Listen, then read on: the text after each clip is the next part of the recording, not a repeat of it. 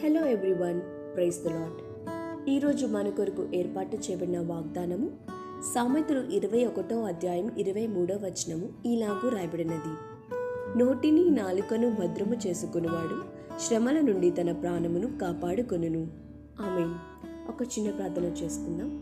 మహాపరిశుద్ధమైన దేవ, ఆశ్రయకరుడ, ఆలోచనకర్త, నీకే వందనాలు, స్తోత్రాలు.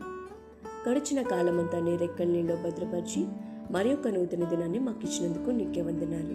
మా కొరకు నీవు ఏర్పాటు చేసిన లేఖన భాగాన్ని బట్టి నీకే వందనాలు. మా నోటిని, మా నాలుకను మేము భద్రము చేసుకునే వారిగా ఉండేందుకు సహాయం తెచ్చండి. మా నోట నీ మాటలు ఉంచండి దేవా. ఎదుటి వారికి నొప్పించే మాటలు మేము మాట్లాడకుండా మృదువైన మాటలు మా నోట ఉంచమని అడుగుతున్నాము.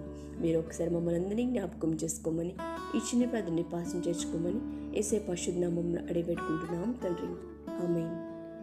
Have a nice day.